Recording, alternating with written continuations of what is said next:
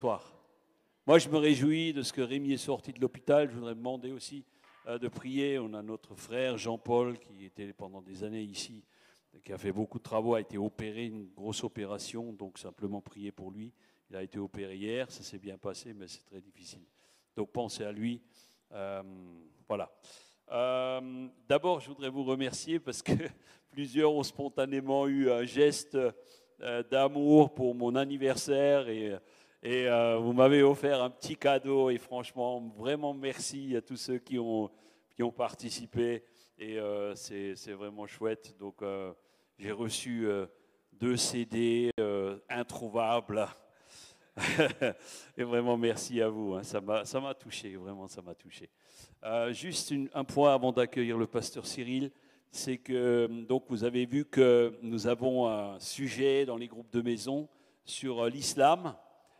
Donc mieux connaître l'islam, mieux pouvoir toucher les musulmans avec l'évangile. Donc on aura 2 sessions de 2 cours au niveau des groupes de maison. Et je voudrais vous encourager à vraiment y participer. Même si vous n'avez pas l'habitude de venir au groupe de maison, si vous avez de l'entourage, et on en a tous à un moment ou un autre, de musulmans qui cherchent Dieu, qui aiment parler souvent de la religion, eh bien, vous aurez des clés, vous aurez des réponses. Alors, pour ce cours-là spécifiquement, vous n'aurez pas de questionnaire parce que, en fait, dans les groupes, elle est contente, Madeleine, elle est contente. Mais vous aurez des réponses et vous pourrez poser toutes les questions que vous voulez. Donc, nous aurons en 2 temps. Donc, le premier commence donc cette semaine. Et donc, je vous invite vraiment à y aller, même si vous n'êtes pas des habitués au groupe de maison. Trouvez celui qui vous convient. Mardi soir, c'est 18h à Frappel. On a jeudi, c'est à Nancy. C'est 14h ou 16h? Pardon? 14h, je crois que c'est 16h. OK, 14h, c'est chez Georgette ou chez Georgette? OK. Donc, si vous voulez aller à Nancy, vous pouvez aller à Nancy. Et sinon, il y a Célestat, c'est mercredi après-midi. Donc là, vous avez les horaires. Hein. Donc, il y a et après, qu'est-ce qu'on a encore? Donc, et à Saint-Dié, c'est à 14h aussi. 30. Donc venez à Frappel, si vous travaillez, c'est 18h. Voilà. OK. Donc, je vous encourage vraiment à venir pour cette étude parce que ça va vous aider, je suis sûr. Voilà, les amis. Je voudrais bien, Cyril. Donc, qui est-ce qui ne connaît pas le pasteur Cyril? Tu l'as jamais vu? Qui ne l'a jamais vu? Il est beau, hein, franchement. Hein. On a fait un beau casting. Hein. Donc Cyril est un ami cher hein, qui est à l'UAPM, donc un pasteur UAPM avec qui on travaille depuis des années. Il a repris l'église de Georges Michel, pour ceux qui connaissent Georges Michel, à Évry. Très belle église, hein, vous êtes 400 je crois maintenant. Hein. Il a racheté le 2e étage du bâtiment, c'est en cours. Et il a une belle famille avec Mélodie, avec Nathan et Elliot. Et il est venu, pour vous montrer que c'est un homme de foi, il a emmené sa belle-mère. Alléluia. Et son beau-père. Donc ça c'est la joie. Donc Cyril est aussi donc, le vice-président de l'UAPM. Et il fait un excellent travail à Évry, un excellent travail dans tous les domaines. Voilà, c'est vraiment un cadeau du Seigneur que nous avons là. Et je voudrais vraiment ce soir le bénir pour qu'il puisse vous bénir. Seigneur, bénis Cyril maintenant, vraiment bénis-le dans cette parole qu'il va nous apporter. Et je suis certain que tu vas, Seigneur, l'utiliser pour toucher les cœurs. Et je te rends gloire, louange et honneur. Amen. Amen. Sois béni, mon frère. Bien, merci, pasteur Serge. Bonsoir à tous, bonsoir à toutes. C'est une joie pour moi d'être là. Une 3e fois. On commence à aimer les Vosges. Une carte de fidélité, c'est le pays où coule le lait et séance gratuite de la 10e. Ah bah, c'est magnifique ça. Il y a encore un peu de boulot. Et donc c'est toujours une joie d'être là. Merci en tout cas à Serge et à Fabienne pour l'accueil, toujours aussi chaleureux et l'hospitalité. Merci également à vous au sein de l'église. Et je suis venu avec ma famille, mon épouse, que vous avez certainement vu, et mes 2 enfants, mais également avec mes beaux-parents qui viennent pour la 2e fois. Je vais faire quelque chose que je ne fais pas souvent. Tiens, est-ce que vous tous les 2 pouvez venir? Parce que bon, vous nous voyez souvent la famille. Qui puisse comment vous dire bonjour, n'est-ce pas? Ah.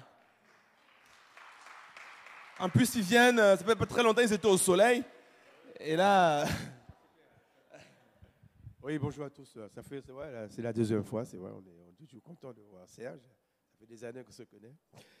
Donc, on était au soleil, c'est vrai, ça faisait un moment, pendant 3 mois. Donc, on est arrivé le 1er février. La Martinique. Hein? Oui, c'est ça, on était les Antilles.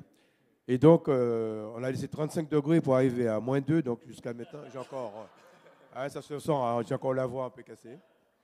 Mais avec ma femme, on a quand même passé de bons moments avec la famille, parce que bon, la famille c'est important. Hein? D'accord, voilà. En tout cas, je vous remercie de votre accueil et ça me fait plaisir. Et sa femme aussi, pardon. Fabienne. Je suis très heureuse d'être parmi vous. J'aime beaucoup cette église. Elle est accueillante, elle est belle. Et vraiment, Serge et Fabienne, nous vous remercions quand même d'être toujours là et de donner du punch et que vraiment la bénédiction de Dieu puisse vraiment découler de cette église, que vous puissiez grandir. Et je vois que ça commence à prendre. Merci Seigneur pour ça, parce qu'on aime aussi nos frères qui sont ailleurs que notre église. En tout cas, soyez bénis. Amen. Bien, merci à tous les deux. C'est une joie d'être là et de vivre ces moments ensemble. Vraiment, que Dieu vous bénisse, Chantal et Max. Alors, je fais quelque chose que je n'ai pas l'habitude de faire, mais je voudrais aussi vous encourager. Chantal, le Seigneur me demande de t'interpeller. Tu as reçu quelque chose dans la prière. Il y a quelque chose que le Seigneur a déposé dans ta prière et souvent tu as cherché un peu à gauche et à droite, mais développe cette grâce qu'il a mis en toi. Il déposera des choses au-delà de l'église que tu connais et prie souvent pour cette église et pour d'autres choses qu'il mettra dans ton cœur, parce qu'il va te réveiller parfois pour faire certaines choses, mais il t'encourage dans ce domaine-là. Et vous, vous tous les deux, il vous a donné une grâce également pour encourager et pour accueillir. Vous l'avez fait, je pense, par connaissance dans le passé, mais il y a cette grâce de Dieu là dans votre famille, la capacité à accueillir une hospitalité et à encourager ceux que Dieu mettra dans votre cœur. Donc, je voulais vraiment vous encourager, je ne veux pas vous le faire comme ça, mais ça arrive, et vraiment que le Seigneur vous bénisse et qu'il vous équipe vraiment dans ce qu'il a mis pour chacun d'entre vous. Amen. Vous savez, l'Église est faite de relations, parce que Dieu est relation. Dès la Genèse, la Bible dit, Dieu dit, faisons l'homme à notre image et à notre ressemblance.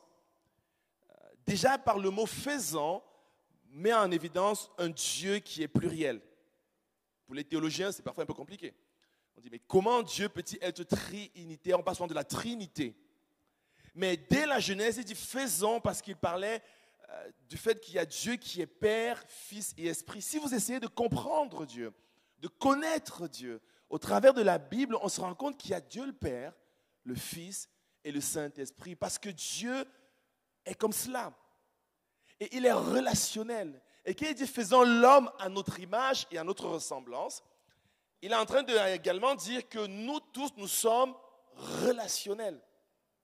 Et je bénis le Seigneur pour la relation que j'ai avec le pasteur Serge et Fabienne et l'amitié qu'on développe depuis tant d'années. Parce que la Bible nous montre que dès lors que ces relations s'enlèvent, ou bien dès lors que ces relations nous affectent, elles nous font du mal parfois. Et donc, on vit une vie chrétienne en bonne santé lorsque les relations que Dieu nous donne sont en bonne santé. Quand Dieu vous bénit, il vous donne des relations. Il vous envoie quelqu'un. Quand Satan veut vous détruire, il vous envoie également quelqu'un. Il vous envoie également quelqu'un. Les premiers types de relations que Dieu nous donne, qui nous paraissent évidents à nos yeux, ce sont nos parents. Sans nos parents, on ne serait pas là. Nous sommes tous d'accord, hein? Même si en ce moment, l'évolution de la science voudrait nous amener à penser un certain nombre de choses, mais jusqu'à preuve du contraire, pour que nous puissions arriver sur terre, il faut un homme et une femme. Dieu nous bénit par ce... Le simple fait que nous existons naît d'une relation. Ensuite, Dieu peut nous donner la grâce d'avoir peut-être un jour une épouse, comme Dieu m'a béni par la relation d'avoir mon épouse. Et aujourd'hui, ma vie a été bénie parce qu'il a envoyé dans ma vie également une relation. Dieu peut également nous bénir en donnant des enfants, on en a 2. C'est des relations. Alors parfois c'est des bénédictions, parfois c'est les cheveux qui partent un peu. Et parfois c'est le fruit de l'esprit également qui est travaillé. Mais c'est également une bénédiction de Dieu, n'est-ce pas? Quand Dieu vous bénit, il vous donne des relations. Il vous donne de bâtir des relations, des amis, des compagnons de route, des compagnons d'œuvre. Et nos vies sont faites de relations. Un écrivain français qui ne vit plus, certains d'entre vous, certainement vous le connaissez, Jean d'Ormesson, dans un de ses livres, associait les relations que Dieu vous donne comme des passagers qui rentrent dans un train. Il dit que votre vie est comme un train dans lequel certains rentrent et certains sortent. Certains en aimeraient qu'il reste beaucoup plus longtemps, mais à un moment donné, ils doivent sortir. D'autres seraient pressés qu'ils sortent en les poussant même par la porte pour qu'ils sortent. Et parfois, ces relations sont ce qui vont animer nos vies. Et il y a cela quelques années, j'ai lu un livre qui m'a marqué. C'est un livre d'un écrivain américain qui s'appelle John Gordon. Et il a écrit un livre qui s'appelait « Le bus qui donne des ailes ». Très simple à lire, très imagé. Et dans ce livre, un homme qui a une vie assez chaotique rentre dans un bus et avec une femme qui est chauffeur de bus, qui en quelques mots l'amène à rigoler et à prendre un sens à sa vie. Et il lui dit « Ta vie est comme un bus. Et tu es le chauffeur. » Et il va donner ainsi plein d'éléments concrets et pratiques qui nous permettent de bâtir des vies en bonne santé. Et aujourd'hui, ce que je voudrais vous inviter à considérer, c'est Dieu nous bénit tous en tant qu'Église, en tant que chrétiens, en tant qu'enfants de Dieu, ou en tant que personnes qui cheminent d'une manière ou d'une autre, et il nous donne un type de relation parfois que nous ne considérons pas beaucoup. C'est la relation de brebis. Dieu nous associe à des brebis. Moi, quand je regarde les animaux dans la Bible, s'il faut en choisir un, ce n'est pas celui de brebis. Seigneur, j'aimerais être un lion. Le lion de la tribu de Juda. C'est plus fier un peu. Je suis d'origine camerounaise, je suis né, j'ai grandi au Cameroun. Et l'équipe camerounaise est connue pour son équipe de football qui s'appelle les Lions Indomptables. Donc non seulement ce sont des lions, en plus ils ne doivent pas être indomptables. En ce moment, ils sont pas mal domptés, je vous rassure. Beaucoup domptés même en plus. Ou bien un aigle. La Bible, mais par contre, Jésus va beaucoup utiliser l'expression de brebis. Il dit que si nous comprenons le sens de cette relation de toi avec ton Dieu comme étant une de ces brebis, alors tu tires un grand nombre de bienfaits. Et aujourd'hui, je voudrais qu'on puisse réfléchir sur cette relation de brebis que Dieu nous invite à considérer. Et on va lire l'un des psaumes les plus connus de la Bible, c'est lequel? Le psaume 23. On va lire ce psaume et on va essayer de réfléchir un instant sur ce que Dieu essaie de nous dire. Et je crois que c'est vraiment une parole que Dieu me donne pour vous, votre Église aujourd'hui. De réaliser que Dieu nous invite tous, vous invite tous à être des brebis du Seigneur. Le psaume 23, verset 1 au verset 6. Psaume de David. L'Éternel est mon berger, je ne manquerai de rien. Il me fait reposer vers de verts pâturages. Il me dirige près des eaux paisibles. Il restaure mon âme. Il me conduit dans les sentiers de la justice à cause de son nom. Quand je marche dans la vallée de l'ombre de la mort, on en a parlé il y a quelques instants, je ne crains aucun mal car tu es avec moi. Ta houlette et ton bâton me rassurent.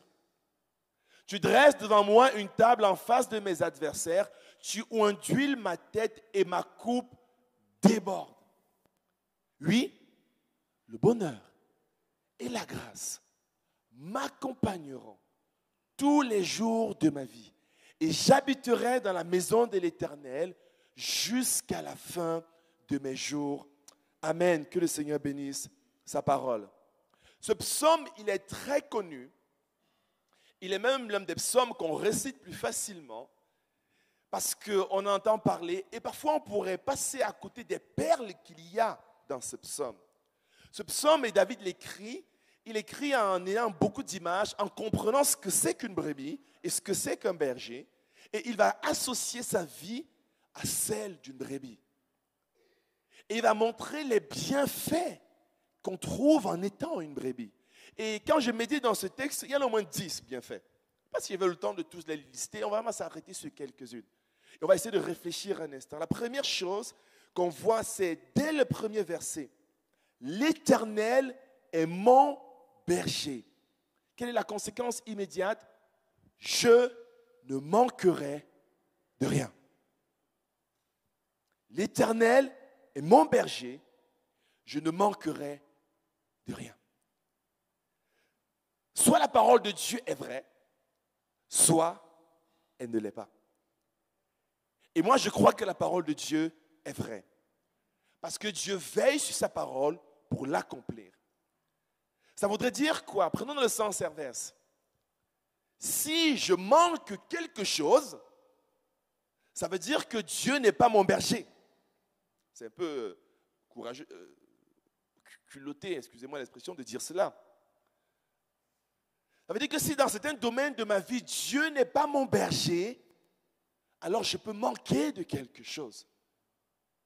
Ça veut dire que si Dieu est véritablement mon berger, je ne manquerai de rien. Ça ne veut pas dire qu'il me donnera la nouvelle Porsche que tu as vue en passant dans le...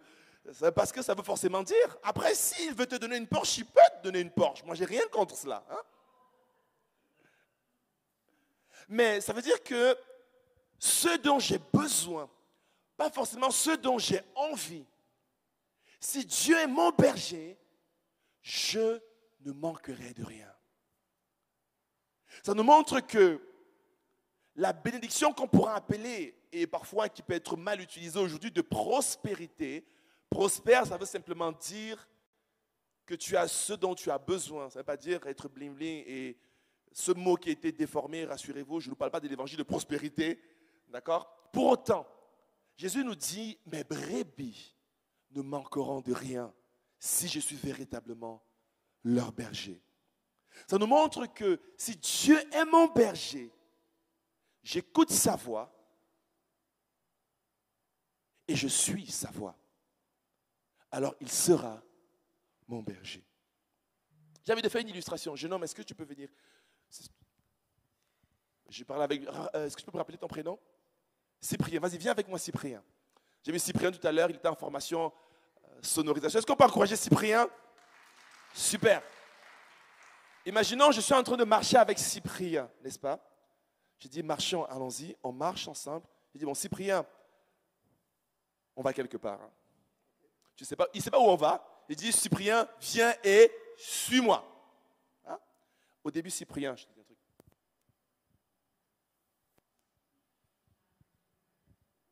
D'accord? Il dit, Cyprien, je suis ton berger, suis-moi. On marche, là on va, là où je vais te conduire, là où tu ne manqueras de rien. Cyprien, suis-moi parce qu'ici, il y a tout ce qu'il te faut. Et tu te tournes, et Cyprien là-bas, il est où Cyprien? Et là, Cyprien, il dit, j'ai besoin, Seigneur, s'il te plaît, fais quelque chose dans ma vie, fais quelque chose. Mais viens ici, suis-moi.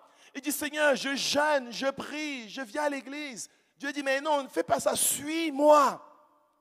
Seigneur, je fais ceci, mais qu'est-ce qui se passe? Cyprien, il est bien, il est conscient, mais là, il n'est pas une brebis. Si Cyprien devient une vraie brebis du Seigneur, quand le Seigneur lui dit, eh bien, viens au groupe de maison, il vient au groupe de maison. Il a dit, non, ce n'est pas le Seigneur, c'est le pasteur qui a dit. On en reparlera. Mais la bénédiction que Dieu nous donne n'est pas toujours au travers des efforts que nous accomplissons, mais de notre capacité à suivre notre Dieu. Parce que si nous le suivons, bien sûr, il y aura des moments difficiles. Bien sûr, il y aura des moments pas évidents. Mais même lorsque ce sera difficile, lorsqu'il y aura des pleurs, lorsque je perdrai quelque chose de difficile, eh bien, il sera avec moi. Il sera présent. Lorsque j'aurai faim, il me donnera à manger parce qu'il est celui qui pourvoit. Et donc, toute la vraie capacité du disciple et d'une brebis, c'est d'entendre la voix de son Père et de suivre fidèlement la voix de son Père. Jésus dira, mes brebis entendent ma voix et suivent ma voix. Alors je veux t'encourager, mon ami. Décide d'être une brebis parce que tu écoutes la voix de Dieu, que tu entends la voix de Dieu, parce que Dieu veut te parler. Et quand Dieu te parlera, écoute ton Dieu. Et parce que tu l'écoutes, tu ne manqueras de rien. Ça ne veut pas dire que le frigo sera toujours rempli, mais ça veut dire que Dieu sera présent. Tu es étudiant? Tu étudies quoi? Il est étudiant aide-soignant. Waouh! Elle dit que dans tout ce que tu vas faire, le Seigneur sera là. Tu es toujours en train de réviser, ce sera compliqué, tes matières là. C'est quoi ta matière la plus compliquée, Cyprien? Entretien en direct. Hein? Je dirais, physiopathologie. Moi, dès que le prénom, moi c'est déjà difficile. Physiopathologie. Eh bien, même en physiopathologie, le Seigneur sera avec toi. Parce qu'il est ton berger. Est-ce qu'on peut encourager Cyprien? Merci Cyprien. Le premier bienfait d'être une brebis du Seigneur, c'est que nous ne manquons de rien. Parce que quand on le suit, il a prévu ce qui est nécessaire sur la route avec lui. Deuxième bienfait, il me fait reposer vers de verts pâturages. Un berger connaît les différents pâturages qui l'entourent. Il y a un livre, peut-être certains le connaissent, Philippe Keller, qui a écrit un livre sur le berger. C'est mon épouse qui met... moi, j'ai pris son livre dans sa bibliothèque. Il dit, c'est un bon livre, ça. Quand j'ai su que j'allais être pasteur, il dit, mais pasteur, c'est berger. C'est bien, je vais aller lire ce livre.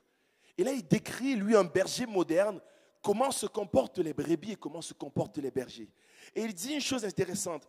Il dit, un vrai berger connaît les différents pâturages qui l'entourent. Il connaît les avantages et les inconvénients. Et quand il ouvre un nouveau pâturage, même les vieilles brebis, souvent calmes, donnent les coups de pied pour passer devant parce qu'il y a une forme d'excitation. Elles ont envie d'entrer dans ce nouveau vert pâturage. Elle dit, waouh, notre berger nous conduit vers un nouveau pâturage, il est ouvert. Et même ceux qui râlaient commencent à dire, waouh, c'est merveilleux. Parce que Dieu les conduit, et le berger les conduit vers des verts pâturages. De la même manière, notre Dieu, quand nous sommes ses brebis, il nous conduit parfois vers des nouvelles saisons de nos vies. Il dit, mais waouh, je n'avais pas prévu cela dans ma vie. Je n'ai pas prévu ceci. Il dit, mais viens, on y va dans ce nouveau domaine. Et parfois tu dis, mais Seigneur, mais ça, je connais ce pâturage. Je dis, mais écoute, j'ai envie de te conduire vers quelque chose de différent, quelque chose de nouveau, quelque chose qui te surprendra. Et c'est comme cela qu'il va les conduire vers ce vert pâturage et il va les asseoir, elles vont se reposer. Il donne du repos. Le Seigneur conduit vers ses brebis vers des verts pâturages.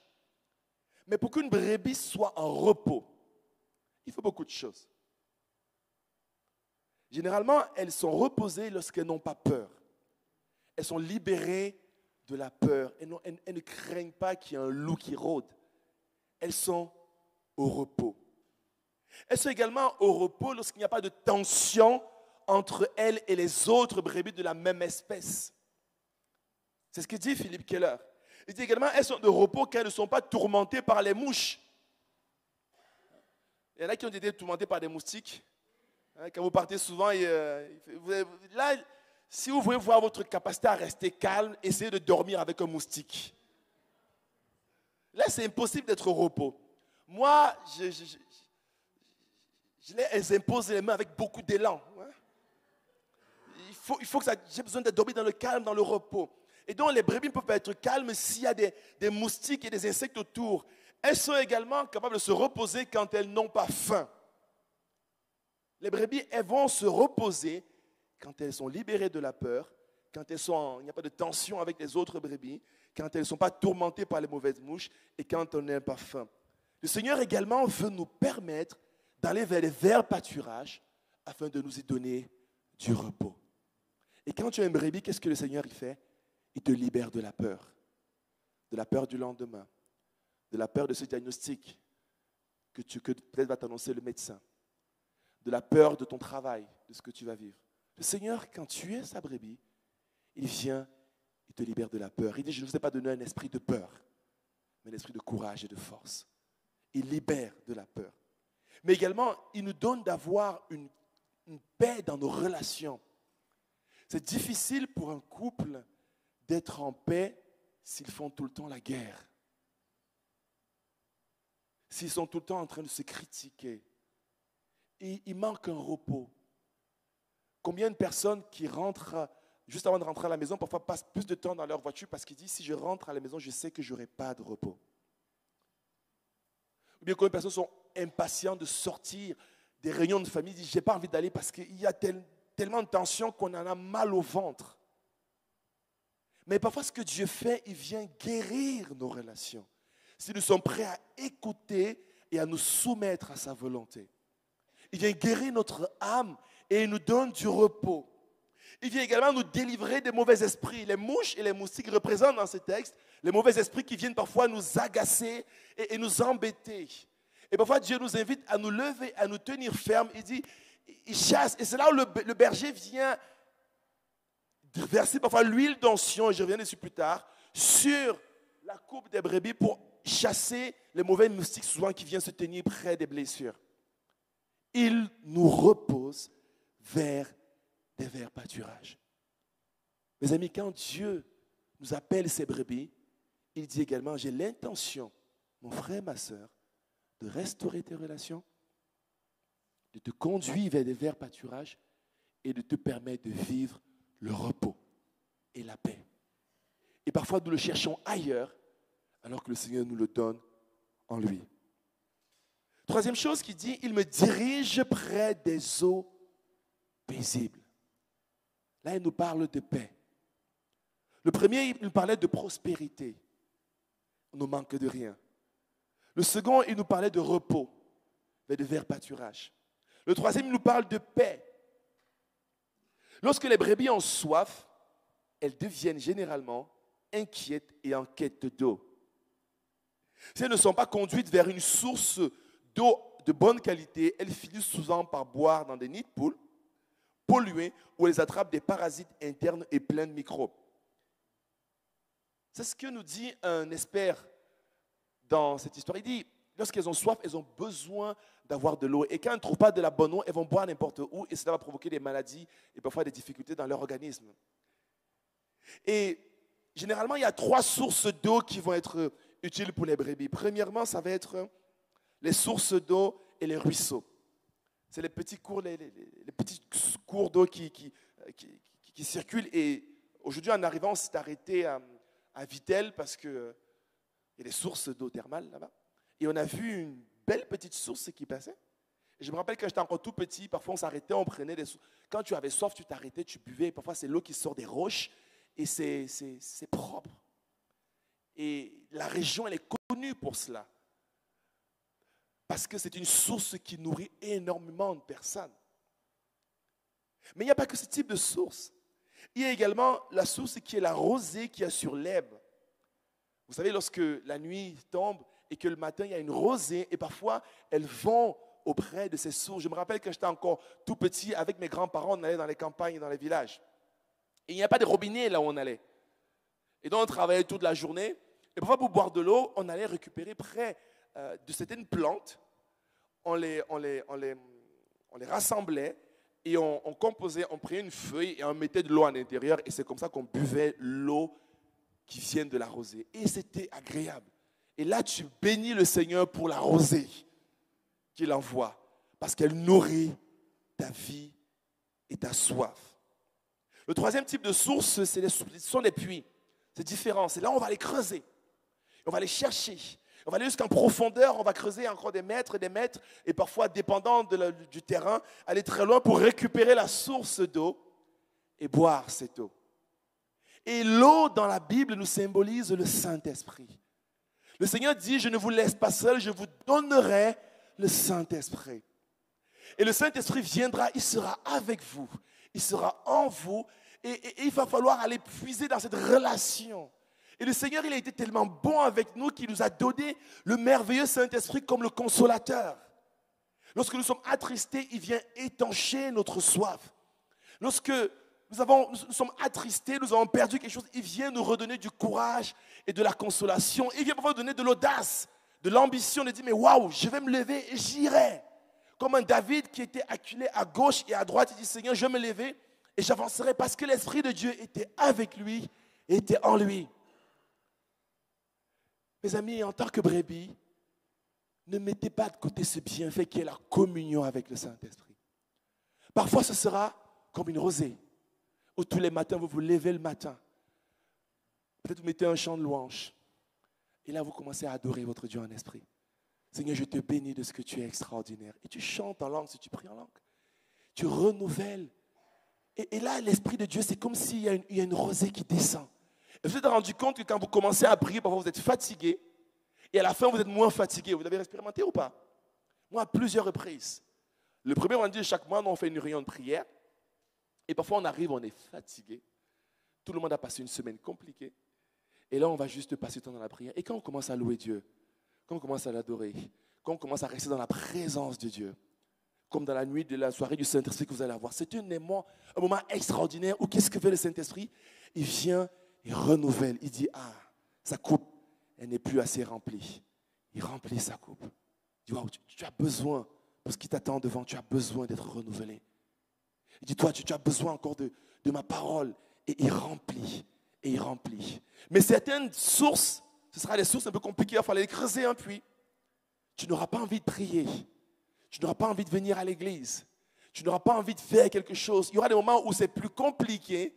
Ça ne viendra pas comme cette source qui coule partout naturelle. Il va falloir aller chercher un peu plus loin. Il va falloir creuser un peu plus comme un puits en profondeur pour dire tu n'y arrives pas et tu essayes encore et encore. Comme Jésus à Gethsémani, tu dis Seigneur, non pas ma volonté mais ta volonté. C'était un combat, c'était difficile.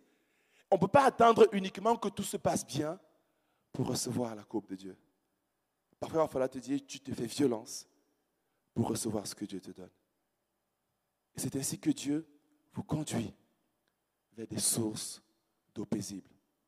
Vous conduire à aimer un enseignement, à aimer une prière, à passer un temps avec lui.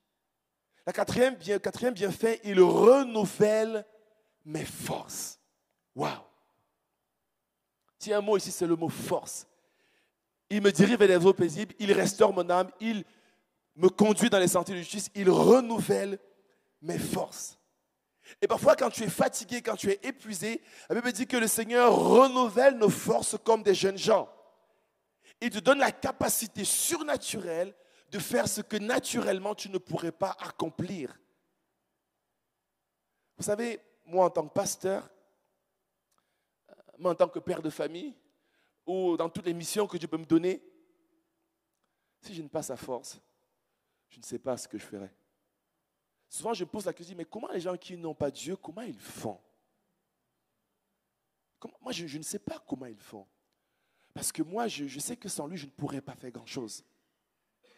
Mais je sais que par lui, je puis tout.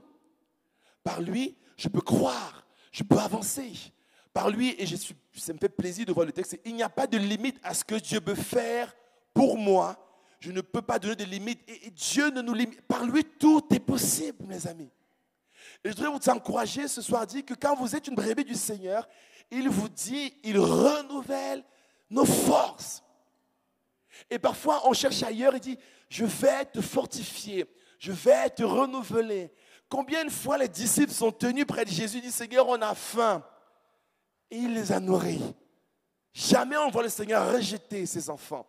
Jamais on voit le Seigneur les éloigner. Il dit, venez, vous tous qui êtes fatigués et chargés, et je vous donnerai du repos. Si tu es fatigué ce soir, je vais te dire une chose. Dieu veut et peut renouveler tes forces. Si tu te confies pleinement en lui. Ensuite, il me conduit dans les sentiers de la justice. Ici, il y a une notion de direction. Dieu nous dirige. Nous avons besoin de direction. Les brebis ne peuvent pas aller n'importe où. Nous sommes confrontés dans notre vie à des choix qui sont complexes et qui peuvent déterminer parfois une année et plusieurs années de notre vie. Sans conseil, Timothy Keller dit, les brebis suivent les mêmes sentiers jusqu'à devenir des ornières. Sans conseil, les brebis peuvent brouter les mêmes collines jusqu'à les transformer en désert. C'est-à-dire, elles mangent au même endroit, que ça devient quasiment de la terre. Sans conseil, les brebis vont polluer le terrain qu'ils ont, ils vont ravager, il y aura plein de parasites partout. Et s'il n'y a pas un berger pour leur dire non, on arrête de manger ici, on va manger là, eh bien, ils ne pourront pas manger de cette façon-là et de manière équilibrée. Et donc, si nous suivons le Seigneur, il va diriger nos vies dans le choix. Parfois, on a des choix difficiles. Est-ce qu'on achète cette maison? Est-ce que je me marie avec cette personne?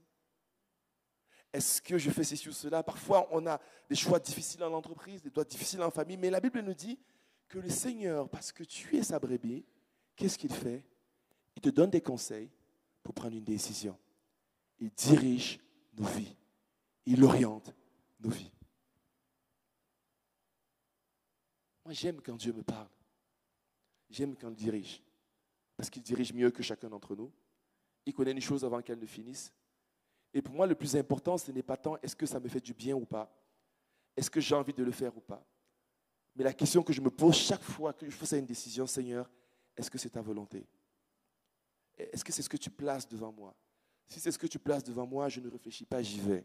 Parce que je sais que tu seras avec moi. Parce que je veux être une brebis. Je veux pas être... c'est quoi l'inconvénient, l'inverse d'une brebis qui est têtue, qui n'écoute pas? Un âne. L'âne, il faut pouvoir le tirer comme ça. Non, je veux être docile. J'aimerais, je ne suis pas toujours le cas, être docile entre les mains du Seigneur. Seigneur, qu'est-ce que tu veux pour ma vie? C'est ça, Seigneur? J'y vais.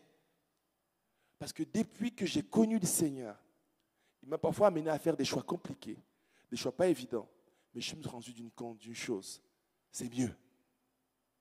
Au début, ça peut paraître fou, compliqué, mais croyez-moi, c'est mieux. C'est nettement mieux. Quand le Seigneur m'a mis à cœur de fréquenter une église, eh bien, je fréquente l'église. Moi, depuis que je suis converti, je vais à l'église tous les dimanches. Parce que j'ai compris que Jésus me dit, je veux que tu sois à l'église. Je ne vous donne pas une loi que je vous donne, mais j'ai remarqué en tant que pasteur et en tant que chrétien depuis un certain temps qu'il y a une différence entre ceux qui sont fidèles dans la durée, dans une communauté, et ceux qui ne le sont pas. On peut changer pour différentes raisons. Mais si vous êtes dans une église depuis un certain temps, et là je parle en tant que pasteur, et il y aura des choses qui ne te donneront pas envie d'aller à l'église. Il suffit d'une question de temps pour qu'un jour le pasteur t'énerve. Ce n'est qu'une question de temps. Il suffit d'une question de temps pour qu'un certain nombre de choses que tu appréciais, que tu n'apprécies plus. C'est comme le mariage, n'est-ce pas? Il suffit juste d'un peu de temps pour que tu découvres les si belles qualités cachées. Et inversement. Hein? Bien sûr que ça sent le vécu. Mais positivement, je découvre des choses extraordinaires de ma femme que je n'avais pas du tout imaginé le jour où je me suis marié. Des choses belles, hein?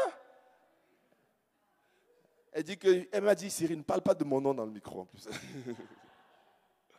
Mais je découvre des choses extraordinaires. Et moi, je prêchais dimanche dernier dans mon église sur les couples. Le jour où tu dis oui à la personne que tu épouses, tu dis un oui de ce que tu connais, mais tu dis également oui de ce que tu ne connais pas. Parce que tu le veuilles ou pas, ça va changer dans la durée. Tu vas changer, elle va changer, tu vas la faire changer, vous allez changer. Et l'amour et la foi, c'est de dire j'ai dit oui un jour et je choisis de t'aimer. Eh bien, c'est la même chose avec l'église. Un jour, tu vas dire j'aimais ceci, mais je n'aimais pas maintenant. Avant, j'aimais les paroles comme ça. Maintenant, on a mis les paroles différemment. J'aimais la version semeur. Maintenant, c'est lui second. Je vais changer d'église. Parce que moi, j'aime quand on prêche sur semeur, mais pas sur lui second. Je le fais avec l'humour, n'est-ce pas? Mais je vous parle avec mon cœur. J'ai remarqué que parce qu'on reste dans la durée, Dieu bénit.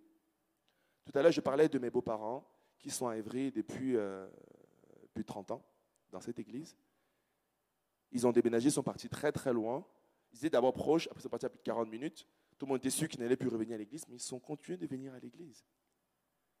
Et je peux le dire, pas en tant que membre de la famille, mais même de loin, je sais que le simple fait d'être fidèle dans cette église, il y a une bénédiction parce qu'ils sont brebis dans cette église. Et il y a des choses que Dieu a mis en réserve pour vous parce que vous êtes juste laissé conduire par lui. Et ça, c'est une vraie bénédiction. Il y a des choses que Dieu a mis en réserve pour vous dans cette église. Je ne suis pas en train de vous dire d'être sectaire, qu'on n'a pas le droit de sortir une église. Rassurez-vous, vous comprenez le fond de ma pensée? Que ce soit ici ou ailleurs, mais là où Dieu vous a placé, il y a des choses qu'il a mis en réserve et qui se produiront là si vous restez fidèle dans la durée. Restez fidèle pendant 10 ans. Recevons ce que Dieu a prévu pour vous.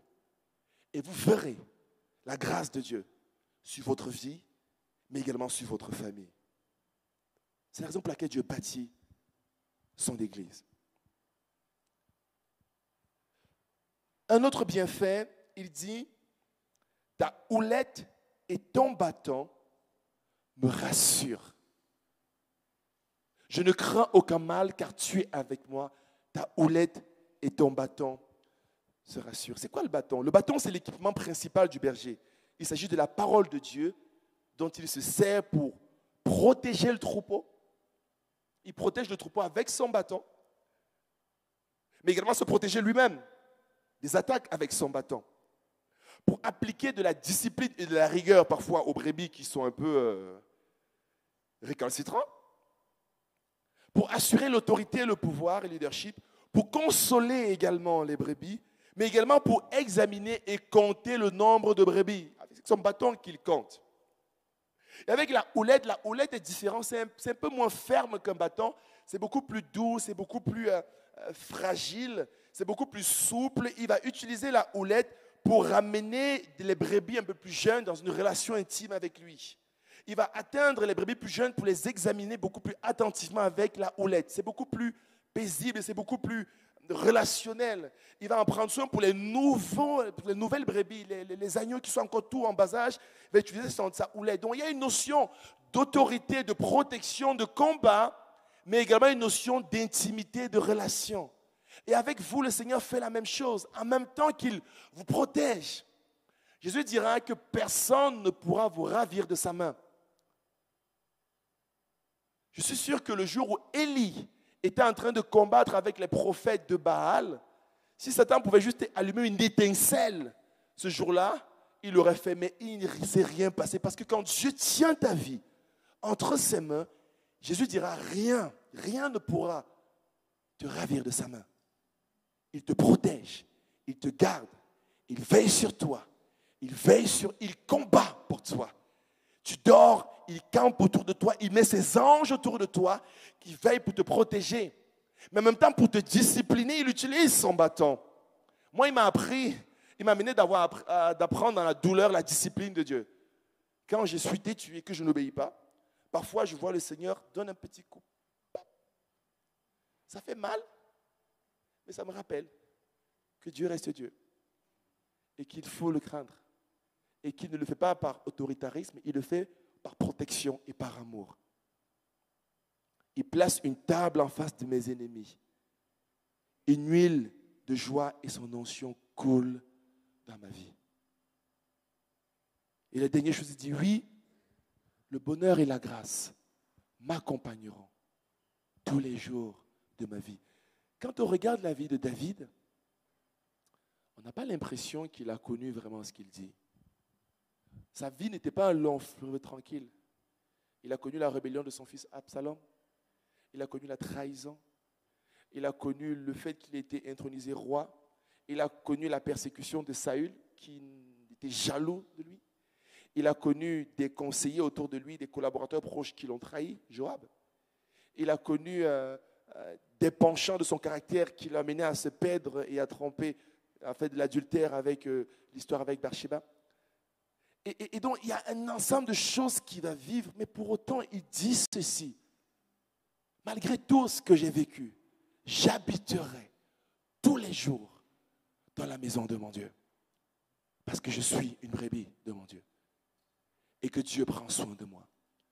Je veux t'encourager, mon ami. Tu n'es pas n'importe qui à ses yeux. Tu es précieuse à ses yeux. Tu es précieux à ses yeux. Il te regarde, Il veille sur toi, sur tes lendemains. Il prend soin de toi. Il voit tes pleurs, il voit tes larmes et il est ton berger. Je voudrais finir avec ces 2 versets. Jean chapitre 21, verset 17. Jésus lui demanda une 3e fois, « Simon, fils de Jean, as-tu de l'amour pour moi ?» Pierre fut peiné car c'était la 3e fois que Jésus lui demandait, « As-tu de l'amour pour moi ?» Il lui répondit, « Seigneur, tu sais tout, tu sais que j'ai de l'amour pour toi. » Jésus lui dit, « Paie mes brebis. » Le Seigneur est le berger en chef. Il est le berger qui prend soin de nous, qui nous rend prospères, qui nous protège, qui met une table en face de nos ennemis, qui nous conduit, toutes ces bénédictions qu'on a vues. Mais le Seigneur dit en plus à Pierre, il dit, Pierre, toi, paie mes brebis. Le Seigneur, dans ce qu'il fait, établit également des personnes qui vont être des bergers délégués. Et ce sont vos pasteurs, ce sont vos bergers. Dieu a placé dans cette église le pasteur Chaise, le pasteur Serge, mais également son épouse, qui sont les bergers qu'il a placés dans cette communauté. Et le Seigneur a placé, il les a établis là pour paître le troupeau que vous êtes. Personne n'aime être appelé une brebis de nos jours. Mais regardez tout ce que Dieu a en réserve parce que nous sommes ces brebis. Et donc Dieu choisit au milieu, il voit une assemblée comme ça, il dit, j'ai besoin d'avoir quelqu'un qui va être le berger. Cette personne n'est pas forcément supérieure en tout sur les autres, mais il dit, je t'appelle et je t'équipe pour cela. Et bénissez Dieu pour le berger qu'il vous a donné. Vous savez pourquoi? Parce qu'à mesure qu'ils accomplissent la volonté de Dieu, vous êtes bénis. À mesure qu'ils sont établis dans ce qu'ils font, toutes les bénédictions qu'on a vues se manifestent dans votre vie. À mesure que vous priez pour eux, que vous prenez soin d'eux, rassurez-vous, il ne m'a pas dit de dire ce que je vous dis. D'accord? Mais je le dis pour vous également.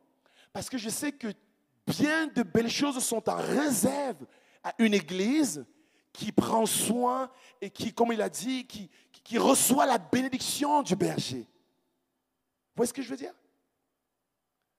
Mon dernier passage, Hébreux 13, verset 17. J'ai parlé pendant longtemps sur ce que Dieu nous donne en tant que notre berger. Jésus nous donne en tant que notre berger.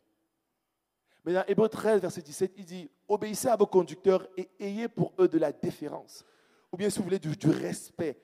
Ou veillez sur eux. Et il dit, « Car ils veillent sur vos âmes comme devant rendre compte, qu'il en soit ainsi, afin qu'ils le fassent avec joie et non en gémissant, ce qui ne vous serait d'aucun avantage. » Dieu va prendre des bergers, va les établir, va vous bénir, vous, au travers de vos bergers. Ça veut dire quoi? Dieu va donner de la parole au travers d'eux. Cette parole qu'il donne est pour votre âme et pour votre bien. Et si vous suivez cette parole, si vous suivez cela, vous allez marcher dans une bénédiction particulière. Et c'est difficile parce que souvent nous voyons très vite nos qualités, les défauts. Et c'est difficile de recevoir. Et parfois c'est bien de loin. Mais Dieu vous dit, soyez ses brebis. Parce qu'il veut vous bénir. Et recevez ce que Dieu vous donne au travers d'eux. Un peu comme une maman qui donne du lait à son enfant. Je rappelle toujours ce que j'avais reçu comme information lorsqu'on parlait de ces laits qui apparaissent durant les 3 premiers jours de la naissance. Le fameux colostrum, c'est ça, hein? Qui paraît être qu'il n'y a rien de comparable. Il est pur, il n'y a aucun déchet. C'est bien pour l'enfant, au point même où si on est dans un environnement où il y a des microbes, ça produit à l'intérieur les anticorps nécessaires pour cela. Et donc, ce qui veut dire que, et j'aime bien cette image parce que Dieu met au milieu de vous des personnes qui vont vous bénir par une parole, par un conseil, par une orientation, et qui vont faire de vous des brebis prospères et établies en lui.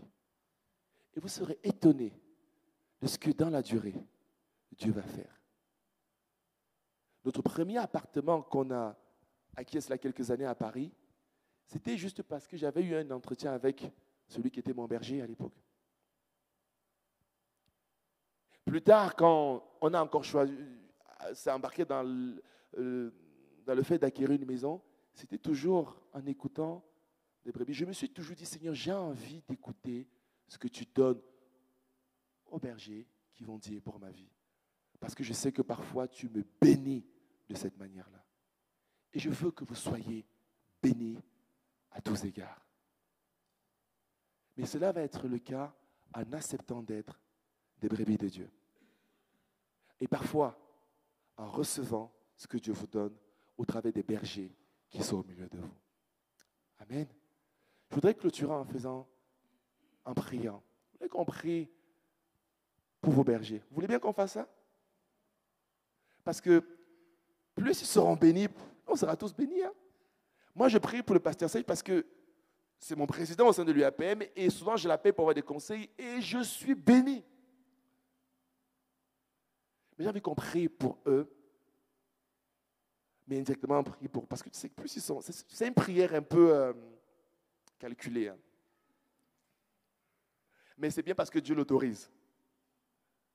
D'accord? Est-ce qu'on peut se tenir debout? Est-ce que je peux appeler Serge et Fabienne? J'ai envie qu'on prie à cœur quand... Est-ce qu'ils peuvent s'avancer ici? On va juste tendre les mains sur vous leur avez fait un beau cadeau d'anniversaire et ça c'est magnifique, mais j'aimerais qu'on puisse prier pour ces bergers magnifiques que Dieu vous a donnés. Parce que la tâche est souvent lourde et pas toujours évidente. Est-ce qu'on peut juste tendre les mains vers eux? Et commence à demander la bénédiction sur Serge, sur Fabienne, sur le ministère, sur tout ce que Dieu met. Et pendant que tu pries, sache que tu vas être un encourageur, n'est-ce pas? Qui va prier pour eux, tu vas les encourager. Certains, Dieu te demandera de prier longtemps et abondamment pour eux. Est-ce qu'on peut élever la voix et commencer à prier pour eux? Parce que Dieu a de belles choses pour votre église. Dieu a de belles choses pour votre communauté, pour vos familles, pour vos maisons, pour votre santé. Et cela va être une réalité à mesure qu'on soit tous des brebis du Seigneur.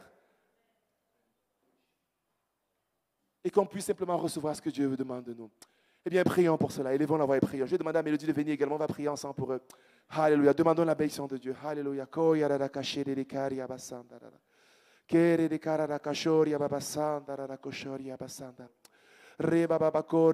Seigneur, c'est toi le bon berger.